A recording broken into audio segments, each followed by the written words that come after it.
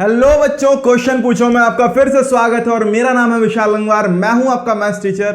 तो आखिरी क्लास में, आखिरी कक्षा में, आखिरी वीडियो में हमने क्या सीखा था बेटा? आपको ध्यान होगा तो हमने सीखा था कि एक अपरिमेय संख्या को किस तरीके से हम संख्या रेखा पे निरूपित करते हैं। कितने लोगों को समझ में आ गया था वहां पे प्रॉपर तरीके से कि सर उसके बाद सवाल भी बन गए? कितने लोग ऐसे थे? बन गए तो बहुत अच्छी बात है। अगर नहीं बन पाए हैं, लेकिन जिसने भी, जो यहां बैठा है, जो ये वीडियो देख रहा है, जिसने लास्ट की वीडियो नहीं देखी है, वो प्लीज देख लो जाके। कारण क्या है बेटा? क्योंकि उसमें मैंने एक पाइथागोरस प्रमेय पढ़ाई थी, जिस प्रमेय का इस्तेमाल मैं यहां पे करने वाला हूं। तो बेटा जो वहां समझ गया अच्छी बात है, जो नहीं समझा तो वो यहां समझ ले, बिकॉज आज मैं ज्यामितीय ढंग से बना के दिखाने वाला हूं कि आखिर बनता कैसे है। जिसको नहीं आता बिल्कुल वो कोई टेंशन मत लो, हम सब सीखने वाले हैं। तो हमारा सवाल, ये एनसीईआरटी का आपका सवाल है बेटा, एनसीईआरटी उदाहरण नंबर, ये एनसीईआरटी का ही सवाल है। ओके, अरे भाई कहां जा रहे हैं?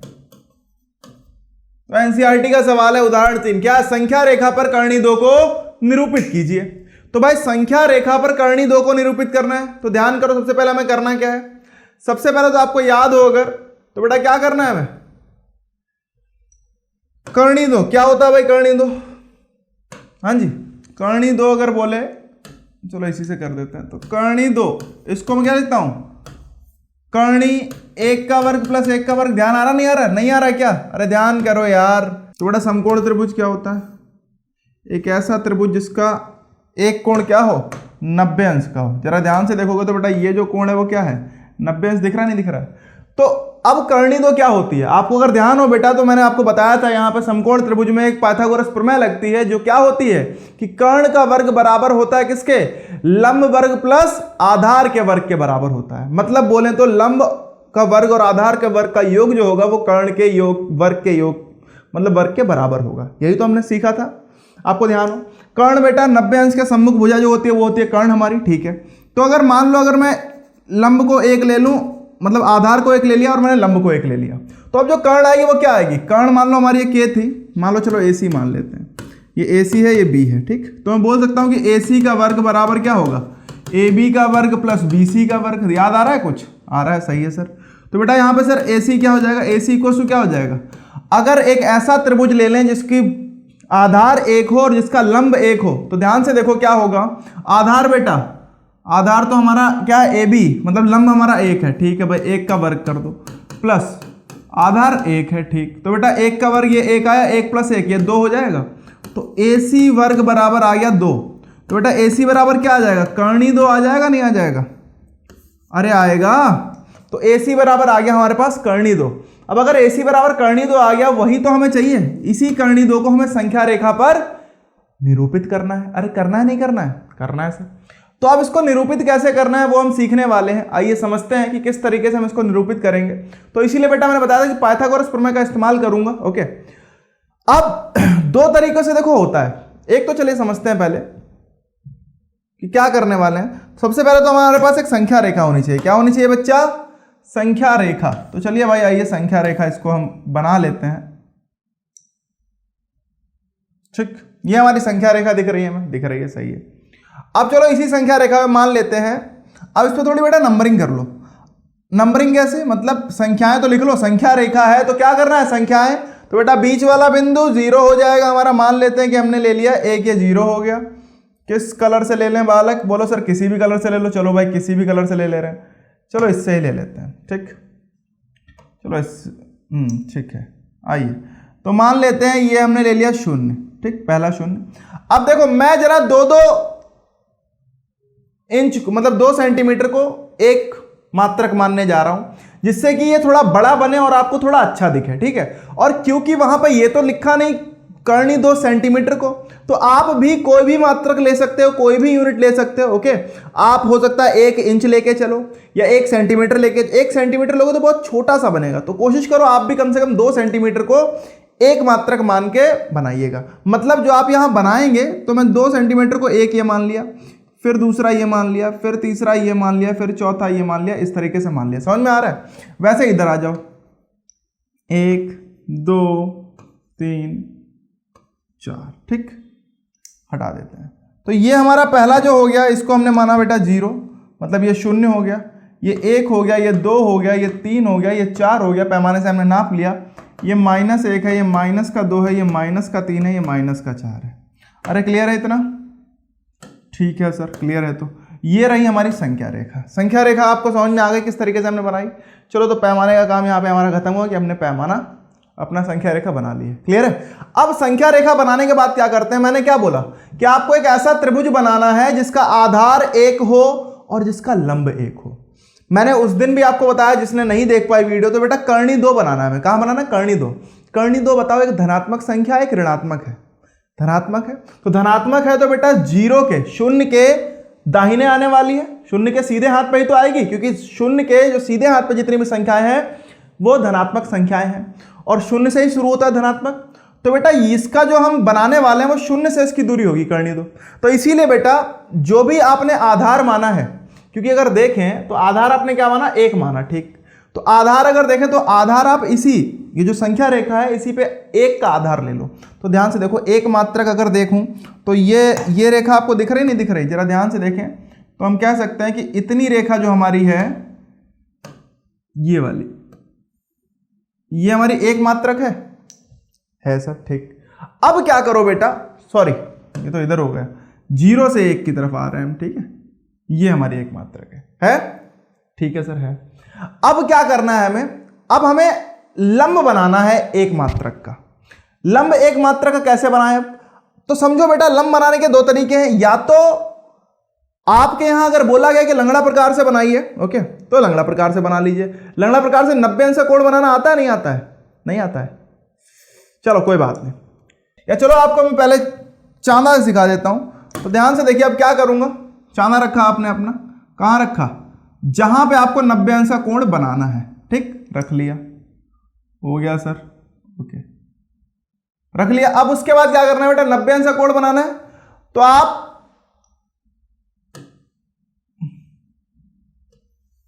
ये रहा बेटा, देखो ये 90 अंश का आपका रहा कोण, ठीक, बन गया। अब 90 अंश का कोण बनाया, लेकिन यहां पे ये जो लाइन बनी है, ये जो रेखा बनी है, इस पे सिर्फ और सिर्फ हमें कितना चाहिए? एक मात्रक। तो क्या करो, आप चाहो तो अपने पैमाने से एक मात्रक का मार लो, चाहे तो एक काम करते हैं, हम अपने वो ले लेते हैं, क्या ले लिया हमने? लंगड़ा प्रकार अपना बुला लिया भाई, आ गया, ठीक है। तो अब इसमें क्या करो, इसमें एक मात्रक की दूरी भर लो। कितनी भर लो? एक मात्रक। देखो मेरी दूरी यहां पे आपको दिखाई देगी, ठीक, जरा ध्यान से देखें तो ये रही ये, और क्योंकि हमने 2 सेंटीमीटर को एक मात्रक लिया है, तो चलो यहां पे भी 2 सेंटीमीटर को एक मात्रक ले रहा हूं, ठीक, हो गई, ओके। अब क्या करने जा रहा हूं? अब जरा ध्यान से देखिए, अब इसको उठा के मैं यहां रख दूंगा, रख दिया, ठीक है। जहां पे भी एक मात्रक होगा वहीं पे मैं इसका एक चाप मार दूंगा, जिससे कि एक मात्रक जहां पे था वो एक मात्रक हो गया। अब ये बिंदु जो हो गया, हम कह सकते हैं ये जो बिंदु है, मान लो अगर ये O हो गया, ये A हो गया, तो ये बिंदु हो गया बेटा B। क्या हो गया? B। ये बिंदु हो गया हमारा B, ठीक है। ये बिंदु O हो गया था, ठीक, ये O मान लो।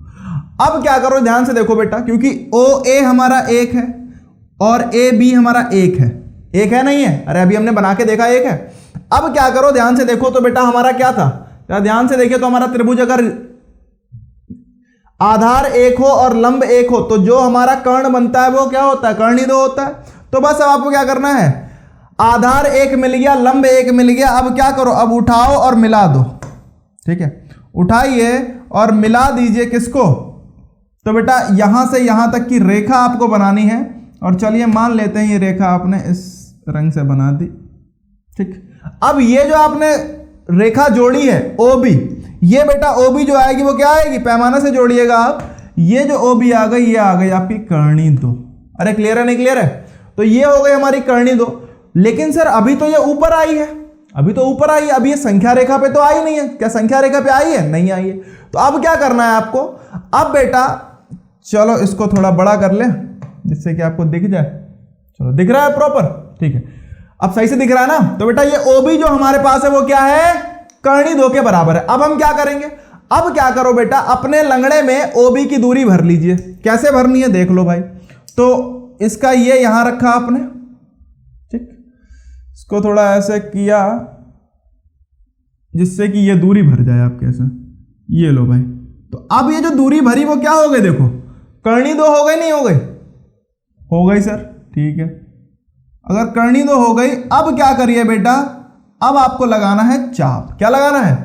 चाप। आपने अपने लंगड़े में दूरी भर ली, अब बेटा इसी दूरी, अब एक चाप बनाना है, क्योंकि अगर देखें तो क्या किया हमने, O को माना केंद्र और OB को त्रिज्या लेकर एक चाप मारना है जो आपकी संख्या रेखा को किसी बिंदु पर प्रतिच्छेद करेगी, और जहां पे इस बिंदु को प्रतिच्छेद करेगी वही बिंदु हमारा दर्शाएगा कर्णी दो का स्थान।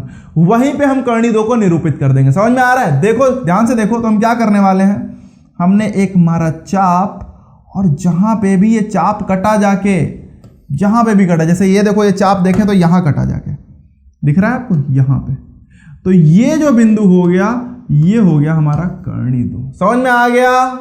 अगर समझ में आ गया तो बिल्कुल जल्दी से बताओ कि हाँ सर समझ में आ गया है, जिससे कि मैं ये श्योर हो पाऊं। तो ये हो गया बेटा हमारा कर्णी दो, और इस तरीके से आप दिखा सकते हो, यहां पर लिख सकते हो कि ये हो गया सर कर्णी दो। ठीक है, समझ में आ गया? कर्णी दो, कोई दिक्कत, कोई परेशानी, कोई दिक्कत नहीं। चलो बहुत अच्छी बात है बेटा। तो इसी तरीके से हमें कर्णी तीन करना है। क्या करना है? कर्णी तीन। ओके, तो चलिए भाई आइए कर्णी तीन किस तरीके से करते हैं देखा जाए।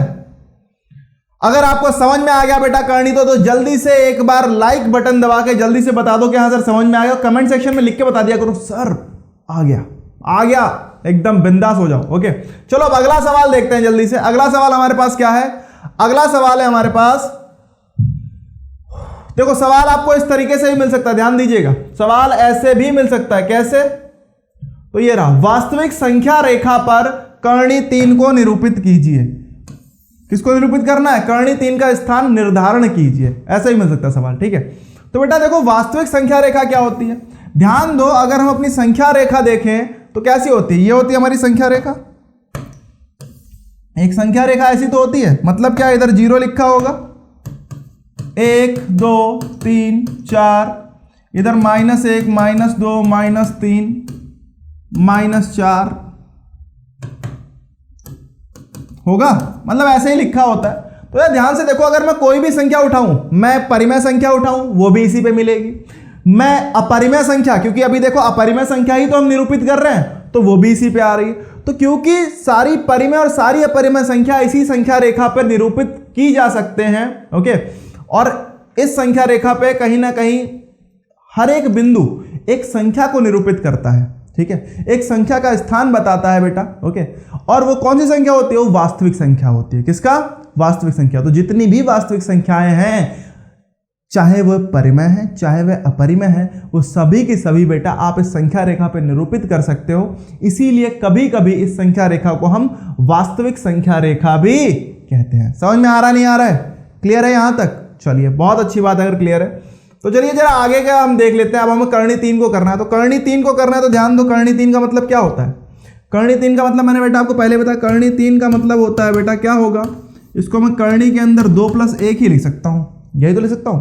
आपको 2 प्राकृतिक संख्याओं के योग के तौर पे इसे पहले लिखना है, आपको लिख लिया आपने।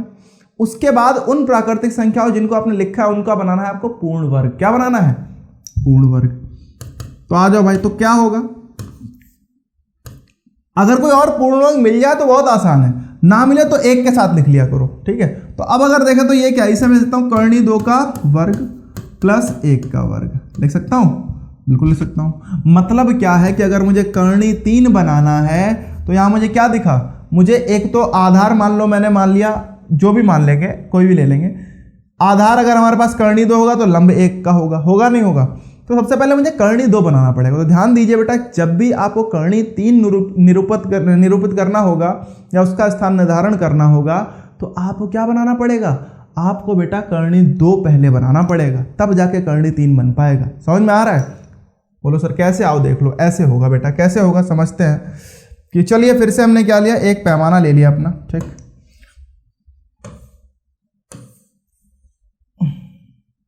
चलिए एक पहले रेखा खींच लेते हैं। चलिए भाई रेखा खींच गई। ठीक, अब क्या करते हैं, चलिए अब इस पे नंबरिंग कर ली जाए। ध्यान से देखो बेटा, 0 1 2 और 2 मात्रक 2 सेंटीमीटर को मैं 1 मात्रक मान रहा हूं, ध्यान दीजिएगा, ठीक है। इधर इधर इधर, ठीक, इतना ही रहने दो, हटाओ। तो बेटा ये हो गया हमारे पास क्या, 0 ये हो गया, 1 2 3 4 5, ठीक। इधर -1, इधर है -2। चाहो तो इधर आप -3 लिख सकते हो, ऐसी कोई आपत्ति नहीं है, बट छोड़ो उसको, क्या करना है लिख के, ठीक। ये हमारे पास क्या आ गई, हमारी संख्या रेखा बन गई। अब संख्या रेखा पे निरूपित कैसे करना है, सिंपल, हमें क्या करना है, हमें कर्णी 3 लाना है, और कर्णी 3 के लिए हमें कर्णी 2 बनाना है। तो कर्णी 2 कैसे बनाएंगे सबसे पहले, तो सबसे पहले सिंपल सा काम क्या करो भाई, अपना चांदा उठाइए आप, ठीक है, और चांदा उठा के आपने क्या किया यहाँ पे, क्योंकि कर्णी 2 बनाने के लिए क्या चाहिए होता है, हमारा आधार 1 होता है और हमारा लंब 1 होता है। अभी ऊपर बनाया था, वैसे ही कर्णी 2 बना लो। तो बेटा क्या करो, 1 पे जाके रखा और 90 अंश का एक कोण खींच दिया आपने, 90 अंश के कोण का एक बना लिया आपने। तो लिए लीजिए, ये भाई हमारा 90 अंश का कोण बन गया, ठीक, बन गया सर, ठीक। उसके बाद क्या करो बेटा, उसके बाद क्या करिए, उसके बाद अच्छा, अब 0 और 1, ये तो हमारा 1 दिख रहा है, अब यहां पे 1 उसका चाप मार लीजिए, आइए भाई, ठीक है। 1 मात्रक का हम यहाँ चाप मारने जा रहे हैं, ध्यान से देखिए। तो ये रहा 1 मात्रक का चाप, और इस बिंदु को जहां पे चाप कटा है, इस बिंदु को हम बोल देंगे क्या, ये बिंदु हो गया मान लो।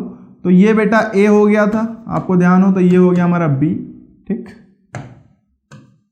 ठीक है, और ये बिंदु मान लो O हो गया, ठीक है, ठीक है सर। अब क्या करो, अब ध्यान हो अगर आपको, तो बेटा हमने क्या किया था, OB को मिला दिया था। तो OB जो बिंदु है, अब ये जो OB है, ये जो हमारा होगा वो कितना होगा बच्चा, ये हो जाएगा, अगर ये 1 है, ये 1 है, तो ये हो जाएगा कर्णी 2, ओके। और ये 90 अंश का कोण बनना है, ध्यान रखिएगा, ओके। हो गया सर। चलो अब थोड़ा इसको बड़ा करते हैं, जिससे कि आपको और बेहतर दिखे, दिख रहा है।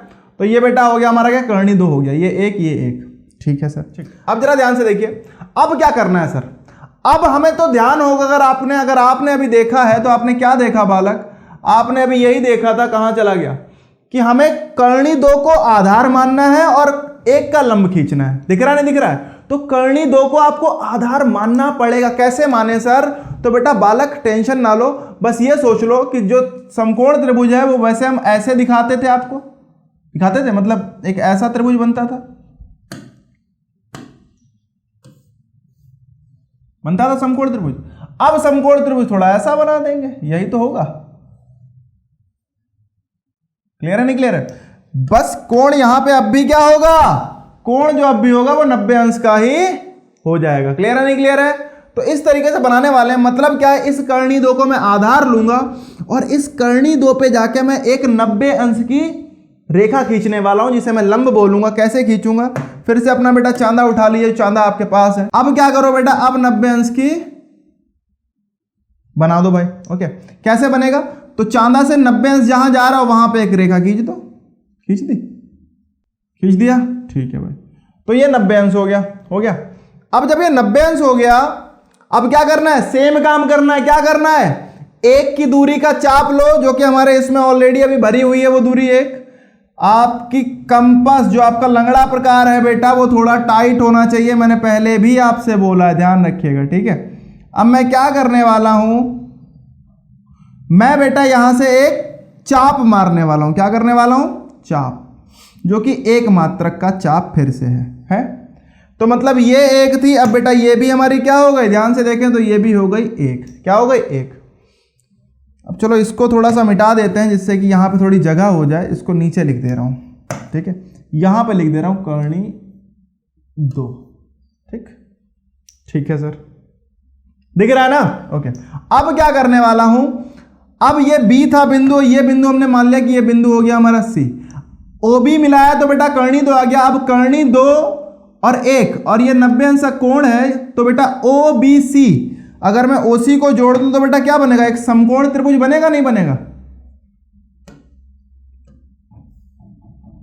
OC को जो मैंने जोड़ा तो OBC बेटा एक समकोण त्रिभुज है।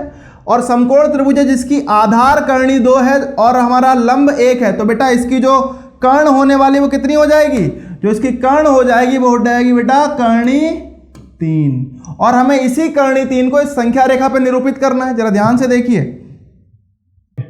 जरा ध्यान से देखो बेटा। तो अब इसी कर्णी 3 को हमें संख्या रेखा पर निरूपित करना है, तो कैसे करेंगे अब ध्यान से समझना, बहुत जरूरी है। अब क्या करो, OC को अपने लंगड़े में भर लीजिए। OC जो दूरी है, क्योंकि OC यही तो कर्णी 3 है, OC इसको लंगड़े में भर के एक चाप मारना है। जो चाप आपको इस संख्या रेखा पे किसी बिंदु पे प्रतिच्छेद करेगा वही बिंदु आपका कर्णी 3 कहलाएगा। समझ में आ रहा नहीं आ रहा है? अरे क्लियर है? तो बहुत अच्छी बात है, आइए देख लेते हैं भाई। क्या करो, इनको हटा दो चांदा को, आओ भाई इनको उठा लेते हैं। पहले तो इनको यहां रखो।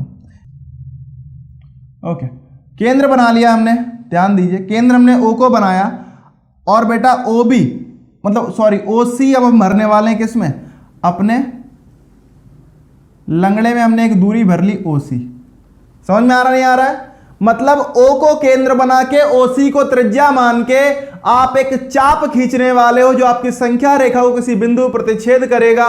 ध्यान से देखिए, आपने क्या किया, आपने एक चाप मारा जो आपकी संख्या रेखा को प्रतिच्छेद कर रहा है, और यही बिंदु जहां पे ये चाप संख्या रेखा को प्रतिच्छेद करेगा यही बिंदु क्या कहलाएगा बेटा, यही बिंदु होगा हमारा कर्णी 3। क्या होगा, कर्णी 3 होगा। समझ में आ रहा नहीं आ रहा है? तो बेटा हम कह सकते हैं ये जो O से लेके मान लो P बिंदु हो गया ये, तो OP जो होगा वो आपका कर्णी 3 के बराबर आने वाला है। क्लियर है नहीं क्लियर है? हाँ भाई जल्दी से बोलो, क्लियर है? पक्का? बहुत अच्छी बात है, अगर क्लियर है तो बहुत उत्तम चीज़ है कि अगर आपको ये समझ में आ गया तो बेटा ये जो OP होने वाला है ये कर्णी 3 हो जाए। क्लियर है? ये बिंदु हमारा जो P बिंदु है, ये P बिंदु क्या निरूपित करता है, ये निरूपित करता है कर्णी 3 को, या फिर ये निर्धारण करता है कर्णी 3 का स्थान संख्या रेखा पर। समझ में आ गया? तो बेटा प्रैक्टिस करो जाके। अब इसके बाद अपनी एक्सरसाइज प्रैक्टिस करो, क्योंकि इसके बाद हम एक्सरसाइज डिस्कस करने वाले हैं। कुछ और सवाल मैं बताऊंगा कि कैसे होते हैं, जैसे कर्णी 6 हो गया, कर्णी 7 हो गया, कर्णी 8 हो गया, कर्णी 9, अगर ये करने पड़े तो आपको कैसे करने वाले हो। ठीक है, लेकिन आज के लिए इतना ही रखते हैं, बिकॉज सफिशिएंट हो गया मेरे हिसाब से। ठीक है, कल की क्लास में हम अगली क्लास में जो डिस्कस करने वाले हैं कुछ और सवाल भी करेंगे, जिससे कि आप कोई भी क्वेश्चन आ जाए आपसे बचना नहीं चाहिए, इतना बेस्ट मेरा उद्देश्य है। समझ में आ रहा है? तो चलिए मिलते हैं नेक्स्ट क्लास में, तब तक के लिए बाय बाय।